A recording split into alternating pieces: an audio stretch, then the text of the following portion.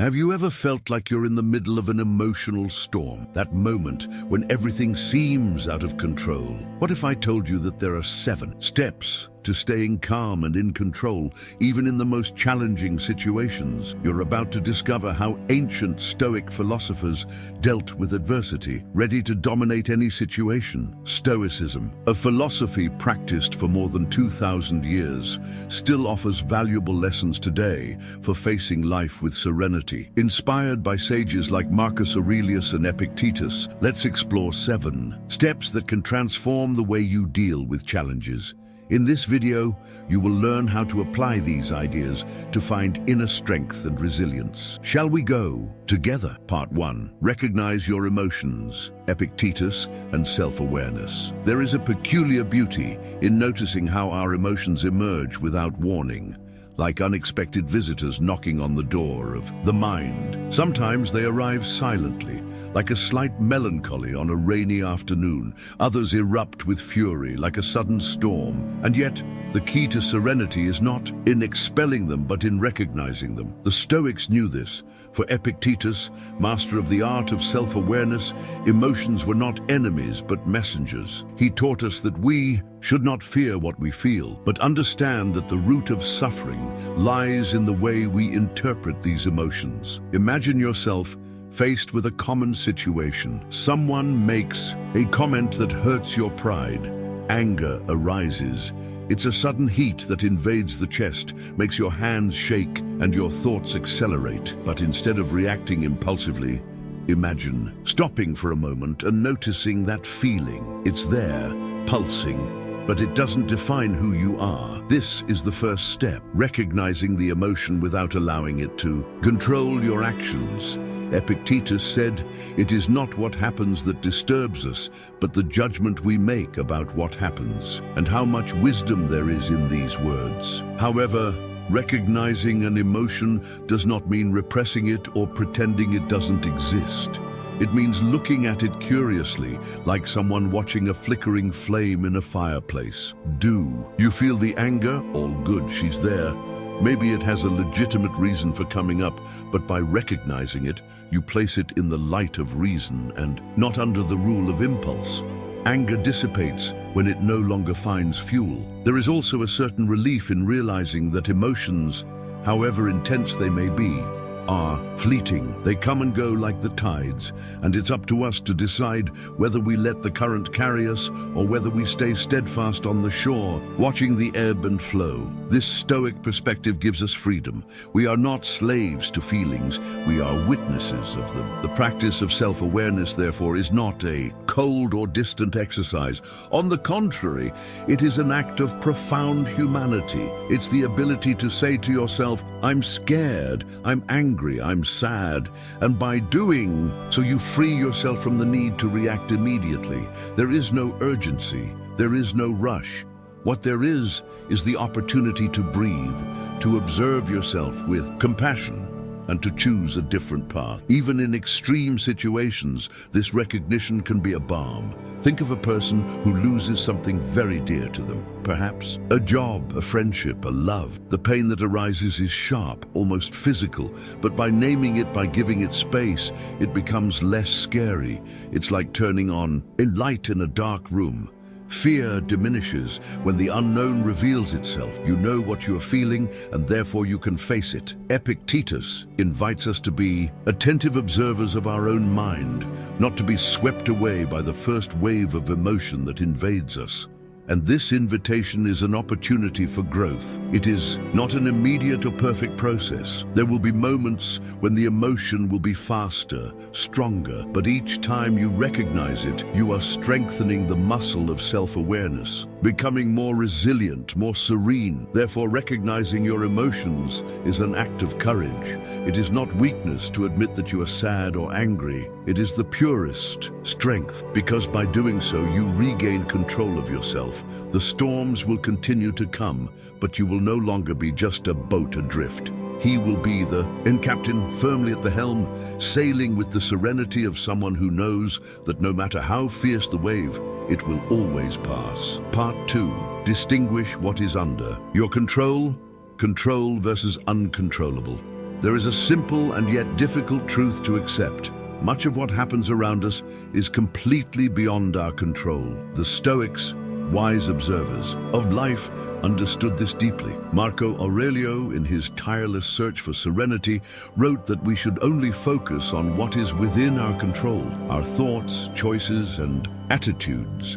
Everything else, from the unstable mood of the weather to the decisions of others, belongs to the vast and uncertain territory of the uncontrollable. It is a liberating concept, but also a challenging one, as it requires us to abandon the illusion that we can shape the world to our will. Imagine, for example, that you are about to face a job interview. You prepared meticulously, rehearsed your answers, chose the right outfit, and arrived on time. Still, there are factors that you will never be able to control. The questions you will be asked, the interviewer's state of mind, or even whether there will be a prior decision that already favors another candidate. Tension grows when we try to manipulate what is not in our hands. But when you focus only on what you can do, the preparation, the calm posture, and the self-control, the pressure drops. What is beyond your reach is no longer a legitimate concern. This distinction between the controllable and the uncontrollable is like learning to navigate a river. You can't control the current, but you can decide how you adjust the rudder. Fighting the inevitable is like rowing against the tide, exhausting and in the end, useless. There is practical wisdom in letting the flow take its course without getting attached to the results. It is not about passivity or resignation, but about active acceptance. Marcus Aurelius reminded us, accept everything that happens as if you had willed it, not because you would like unpleasant things to happen, but because resisting the inevitable is a waste of vital energy. There is still a strange peace that comes when we finally let go of the desire to control the uncontrollable. Think about the relief you feel when you realize that certain things are not your responsibility. An everyday example could be traffic. No matter how much you rush or how angry you get, traffic follows its own rules. The most you can do is choose your reaction. Either despair, letting irritation dominate you, or accept the moment as a forced and inevitable pause. This Stoic philosophy then offers us an invitation to live more lightly. If something is beyond our control, like the opinions of others or the course of global events, there is no point in carrying the burden of trying to change it. On the other hand, what's in your hands, like how you react to a harsh comment or the decision to forgive, is where your true freedom lies. There is power in choice, and the Stoics knew that peace comes from focusing only on what we can decide. Recognizing this dividing line is also an act of courage. It requires humility to admit that no matter how much we want it, the world does not turn at our command. And paradoxically, it is in this recognition that we find our greatest strength, because by letting go of worrying about what is beyond our reach, we gain more energy to focus on what really matters. In the end, distinguishing what we can or cannot control is like releasing the ties that bind us to unnecessary anxieties. We have no power over the winds, but we can adjust our sails. And in this simple gesture, we find freedom. Because in a world where so many things are uncertain, the most valuable certainty is that we can always choose how we will react. The rest, as the Stoics taught us, does not belong to us. Part 3. Practice temperance, the art of moderation. Moderation, that often underestimated virtue, is a beacon of balance in the midst of excess and scarcity. It's not about depriving yourself of good things, but about savoring each experience without letting yourself be consumed by it. The Stoics, in their timeless wisdom, understood that temperance was not a denial of life, but the true art of living it with fullness and discernment. And in times when the world seems to ask more and more of us, temperance appears as a balm, a gentle reminder that satisfaction lies not in abundance, but in balance. Imagine a sumptuous banquet with dishes that exude irresistible aromas, and a glass of wine always full at your disposal. The invitation to excess is evident, but the practice of temperance calls for another approach. Enjoy each dish, but stop before you are completely satiated. It's not a matter of depriving yourself, but of appreciating it enough and finding contentment in it. This is where true satisfaction lies. The Stoics knew that those who constantly seek excess end up becoming slaves to their own desires. Epictetus warned us about the danger of allowing ourselves to be dominated by ephemeral pleasures. According to him, the momentary pleasure that seems to fill us soon turns into emptiness, leaving us hungry for more. But temperance teaches that moderate pleasure is more lasting, as it is born from the wisdom of knowing when enough is enough. There is a quiet joy in not needing more and finding contentment in enough. The practice of moderation also extends to thoughts and emotions. When we let feelings like anger or euphoria consume us, we lose our inner balance. Temperance invites reflection before action, calm before explosion. It's like a sharp blade that cuts away excess passion and leaves only clarity. Marcus Aurelius wrote that the soul must remain serene, like the sea on a calm day, indifferent to the winds of circumstances. This is not about insensitivity, but about wisdom, because true strength is not in giving in to impulse, but in mastering it. There is a charming metaphor that applies to temperance. Imagine a perfectly balanced scale. Every choice we make, whether excessive or scarce, adds weight to one side. Temperance is the continuous act of adjusting the scales, ensuring that they never tip too far. It is not a strenuous effort, but a subtle, almost imperceptible movement that maintains harmony. Another important aspect of this practice is moderation in words. How many times has a word said in excess caused irreparable damage? And how many times has silence, when well dosed, brought more peace than any eloquent speech? Temperance in words teaches us to measure what we say, to listen more than we speak, and to understand that not every thought needs to be expressed. There is a quiet dignity in knowing when to be silent. However, moderation is not a rigid virtue. It does not demand perfection, but awareness. We don't always hit the right balance, and that's okay. The beauty of temperance lies precisely in the constant search, in the renewed effort to find the right measure, even when we make mistakes. It is continuous learning, a daily exercise that makes us more human, more compassionate towards ourselves and others. Practicing temperance is, deep down, an act of self-love. It's respecting the limits of the body and mind, recognizing that we don't need to exhaust ourselves in search of something that will never be enough. It's the wisdom of finding joy in the little things, without the constant desire for more, like a gardener who takes care of his plants, watering them in the right amount, without drowning their roots. We must also take care of ourselves. Part 4. Use reason as a guide. Rational reflection. Reason, like a beacon that cuts through dense fog, is the sure guide that the Stoics always invited us to follow. In the tumult of emotions, when thoughts seem to tangle like branches in a storm, the rational mind is the calm haven. Epictetus said that it is not events that disturb us, but the interpretations we give to them. Thus, when we choose reason as our compass, we stop being toys of chance and become masters of our own destiny. Think about a time of crisis when the natural instinct is to give in to despair or anger. Reason, however, asks us to remain calm, not coldly but wisely. It is she who whispers, "Wait, reflect." Instead of reacting impulsively, it calls us to evaluate the facts clearly, like a good strategist who watches the board before moving his piece.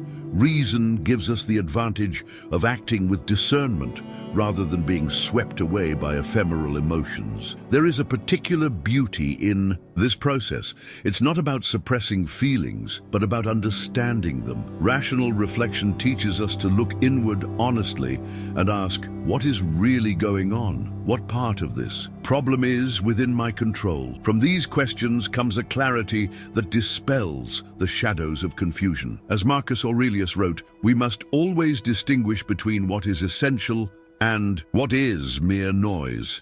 Imagine a ship at sea caught in a storm.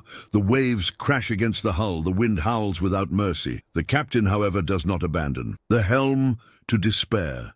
He assesses the situation, adjusts the sails, and steers the vessel steadily. So is reason in times of difficulty. It's the rudder that keeps us on the right course, even when everything around us seems to be falling apart. The practice of rational reflection also invites us to look at the past, not with regret, but with analysis. Every mistake, every poorly made decision is a learning opportunity. Reason teaches us that there is no failure, only lessons. We can look back and, instead of lamenting, seek to understand. What can I do differently next time? This process frees us from the weight of regret and sets us on a path of constant growth. And there is also a special challenge in using reason when emotions are running high. We are beings made of flesh and feelings, and it is not always easy to put the mind above the heart. However, the Stoics never asked us to be insensitive. They just asked that we let reason guide our emotions instead of being enslaved by them, like water that, although flexible, finds its ideal shape in any container.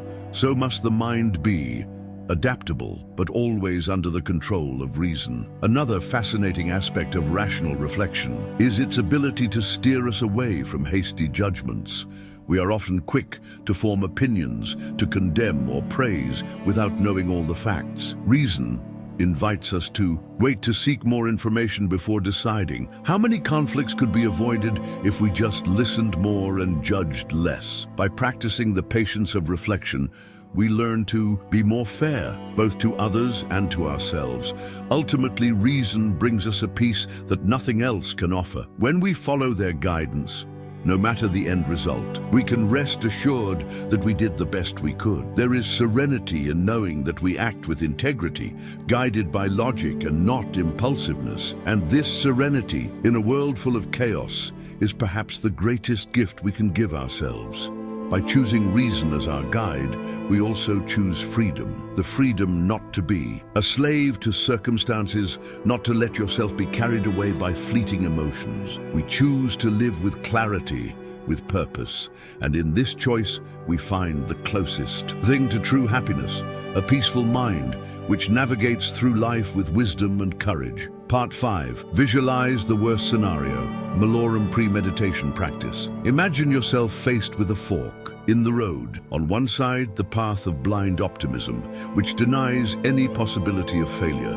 On the other, the Stoic trail, which invites us to contemplate the worst possible scenario. At first, this idea may seem bleak, almost a surrender to pessimism, but nothing could be further from the truth. Premeditation malorum, or the practice of visualizing misfortunes before they happen, is an exercise in inner strength, not defeat. By imagining the worst that could happen, we are not giving in to fear, but arming ourselves against it. True freedom comes when we face adversity head-on, before it even manifests itself. Think of a traveler preparing for the storm even though the sky is still clear. He carries a waterproof cloak with him, not because he expects rain, but because he knows the possibility exists. So we too, by anticipating the worst that could happen, do not sink into despair, but build resilience.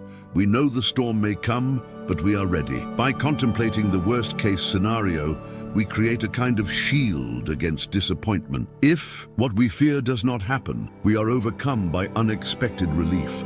And if fate decides to test us, we will already find ourselves strengthened, prepared to withstand whatever comes. There is a paradoxical tranquility in expecting the worst and still finding peace.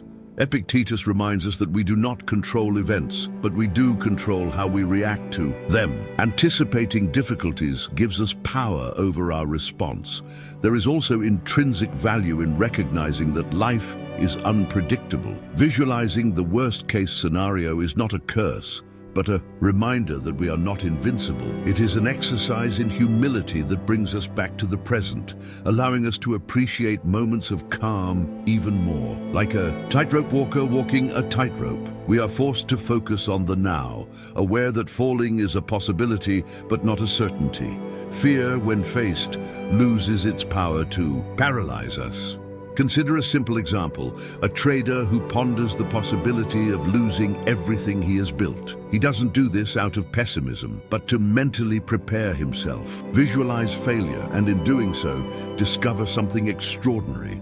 Even in the worst-case scenario, you can still start over. By anticipating the end, he realizes that loss is not the end of the world, but just a new page to be written. This practice is not resignation, but the purest form of courage. The practice of malorum premeditation also teaches us to value what we have. When we imagine losing something or someone important, we realize the preciousness of these moments that we often take for granted. We begin to look at our days with more gratitude, with a renewed appreciation. What once seemed trivial becomes extraordinary, and what was routine becomes celebrated. By considering the worst, we learn to love the present more intensely. There is an interesting irony in this practice. By preparing ourselves for the worst, we paradoxically become lighter. Stopping fearing what is beyond our control frees us from constant anxiety. We know that no matter what happens, we will be ready to face it. The mind becomes like a calm lake, where the waves of fear no longer disturb the surface. The peace that arises is not the absence of problems, but the presence of unshakable serenity. Premeditation malorum is in essence an invitation to live without illusions, but also without despair. It is an act of self-love and acceptance. We face life with eyes wide open, aware that it is fragile and unpredictable, but no less beautiful for that. By imagining the worst, we strengthen our spirit and discover that no matter what happens, there will always be an inner strength ready to sustain us. Part 6. Be grateful for now. Stoic gratitude. Gratitude is an act of rebellion against the chronic dissatisfaction that the modern world insists on cultivating. The Stoics, with their timeless wisdom, invite us to look at the now with fresh eyes, appreciating not what we lack, but what we already have. Being grateful for the present is an exercise in conscience, a deliberate choice to value every little detail of life that often slips through our fingers. This is not a naive gratitude which ignores the difficulties, but a deep appreciation which recognizes the beauty even in adversity. Imagine waking up and feeling the gentle warmth of the sun touching your face. It's something so common, so banal, that we rarely pay attention to it. But if we stopped for a moment and really noticed the wonder of this moment, perhaps the soul would be filled with a soft glow. Stoic gratitude does not need major events to manifest itself. She finds joy in simple things: the air we breathe, the conversations we share, the food that sustains us. All of this, from the Stoic perspective, is a valuable gift. The Stoics teach us that life is brief, fragile, and unpredictable, but it is precisely this transience that makes it so precious. Being grateful for now is recognizing that this moment is all we really have. The past is gone and the future is an uncertain promise. Why then spend our days longing for something that has not yet arrived or lamenting what has already been lost? The gift is a treasure that many neglect, but that the wise hold tightly as if it were a rare diamond. It's curious how we often only realize the value of things when we lose them. An ordinary day may seem dull until we find ourselves deprived of it. The Stoics challenge us to anticipate this feeling of loss, but not with sadness, but with a renewed sense of appreciation. When we think that today could be the last day we experience certain things, we start to value them more. The gentle wind, the laugh of a friend, the taste of fresh fruit. Everything takes on a new meaning. Stoic gratitude also frees us from the chains of comparison. We live in a society obsessed with having more, being more, doing more. But by practicing gratitude, we realize that we already have enough. This does not mean stagnating, but understanding that true happiness does not come from external achievements, but from a heart that knows how to appreciate what it has. When we stop measuring our lives by the standards of others, we find a freedom that is rare and precious. There is a special serenity in being grateful for the gift, even when it is not perfect. Maybe there are challenges, maybe there are pains, but there is always something to be grateful for. Even difficult moments carry hidden lessons, like jewels buried beneath the surface. Stoic gratitude is not blind to suffering, but sees it as an opportunity for growth. We learn to be grateful not just for the good times, but for everything that makes us stronger and wiser. At the end of the day, when the light disappears and silence settles, the practice of gratitude is what brings us peace. Reflect on what was good, even if small. The mind, which often rushes to what is missing, or what could have been different, learns to rest in what is. And in this simplicity, he finds a sublime form of happiness. After all, the present moment, with all its imperfections, is a miracle that deserves to be celebrated. Being grateful for now means living fully, consciously, and lightly. It does not mean ignoring challenges, but facing them with the strength of someone who knows that even in the midst of storms, there are reasons to be grateful. It is a lesson that the Stoics left for eternity, and that, if practiced, transforms life into a rich, deep, and truly satisfying experience. Part 7. Act with courage and serenity. Stoic courage. Stoic courage is not the fiery bravery of an epic hero, but the quiet strength of someone who approaches life with equanimity in the face of chaos. It is a more subtle but equally powerful type of courage. It is not the lack of fear that defines this courage, but the ability to act firmly, even in the face of it. Stoic courage is a conscious choice to remain calm and unflappable in the face of adversity, to not allow oneself to be consumed by panic or anger when circumstances demand resistance. Let's imagine life as a turbulent river. The strong and unpredictable current pushes us from one side to the other, but the Stoic, like an immovable rock in the riverbed, remains firm. He cannot control the intensity of the waters, but he can choose how he positions himself in front of them. It is not about obstinate resistance, but about a calm acceptance of what cannot be changed. This is the fundamental principle of Stoic courage, accepting reality as it is without being shaken and making the wisest decisions possible within that reality. In moments of great difficulty, many find themselves overcome by anxiety or the desire to escape. Fear becomes a constant presence, challenging our ability to act. However, true courage is not the absence of this fear, but the ability to step forward despite it. Like a child learning to walk, stumbling and falling but getting up again, Stoic courage is persistent. She teaches us that true strength is not in never wavering, but in continuing, even when everything seems to be falling apart around us. The Stoic is not driven by impulses or the need to appear strong. His courage comes from the deep knowledge that he has control only over his actions and reactions, never over external events. Serenity, then, is the pillar that supports courage. It is not resignation or apathy, but a form of deep understanding of what really matters. What we can control is our response, and it is this response that defines our inner peace. It doesn't matter what the world imposes on us. Serenity gives us the space to make informed and sensible decisions. Think for a moment about the countless situations in which emotions lead us to impulsive reactions. When someone does us wrong, or when we face a great loss, the immediate response may be anger, or despair. However, the Stoic invites us to breathe deeply, to pause before acting. He knows that it is in this moment of pause that true courage reveals itself. The courage not to react, but to respond in a rational and considered manner. The courage not to be enslaved by your own impulses. This is the key to serenity, not allowing yourself to be swept away by the emotional tide. It gives us the power to choose our response and not just react automatically to events. By acting with courage and composure, the Stoic is not only resilient, but strategically able to navigate life's challenges with rare clarity. Fear may exist, but it does not need to dictate our actions.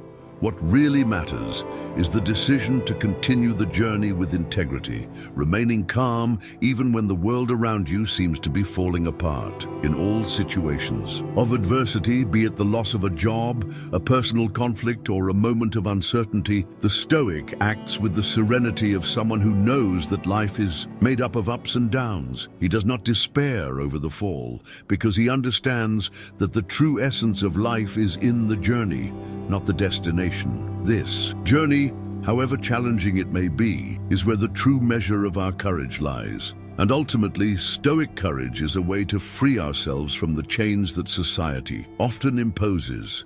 We don't need to seek external validation or approval from others to act courageously. The only true judge of our actions is our own conscience. Serenity comes from confidence in our choices, the certainty that we are following the wisest path without caring about the obstacles that arise along the way. Now that you know the 7 steps to dominate any situation, remember, the true strength is within you. Want more practical lessons on Stoicism? Subscribe to the channel, like and activate the bell so you don't miss any videos. The journey to serenity continues. FAQs. 1. What is Stoicism in simple words? It is a philosophy that teaches how to remain calm and reasonable in the face of difficulties. 2. How can Stoicism help in modern life? It helps us distinguish what is within our control, promoting inner peace and resilience. 3. Who was Epictetus? One of the most important Stoic philosophers. He believed that true freedom comes from controlling our emotions. 4. How can I practice Stoicism daily? Observe your emotions, accept what you cannot control, and be grateful for the present. 5. Is Stoicism a religious philosophy? No, it is a practical philosophy that can be applied by anyone, regardless of belief. SEO-friendly video description. How to master a situation in 7 steps. Stoicism. In this video, we will explore how the Stoicism can transform the way we deal with daily challenges and how we can use this ancient philosophy to master any situation in 7 simple steps. If you are looking for more serenity, wisdom, and control about your life, this video is for you. What you will learn: how to recognize your emotions and control your reactions. The importance of distinguishing what is under your control. How to practice temperance, the art of moderation. Use reason as a guide, transforming challenges into opportunities. Visualize the worst-case scenario and be prepared for any unforeseen event. Stoic gratitude, learning to appreciate the present. Act with courage and serenity, even in the most difficult moments. If you've read about philosophers like Epictetus, Seneca, and Marcus Aurelius, you know that Stoicism offers a practical manual for living a fuller life without the ups and downs caused by external chaos.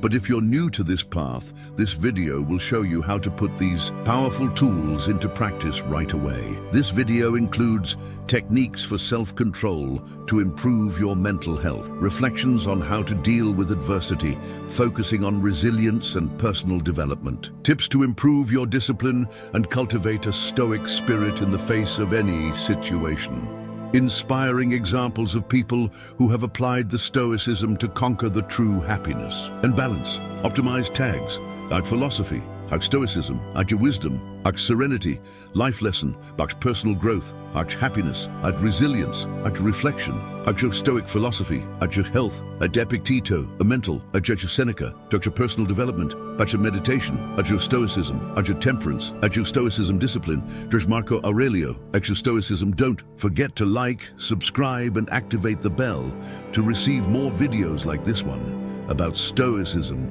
personal development, and techniques to improve your everyday life. Watch now and start applying Stoic philosophy to transform your life.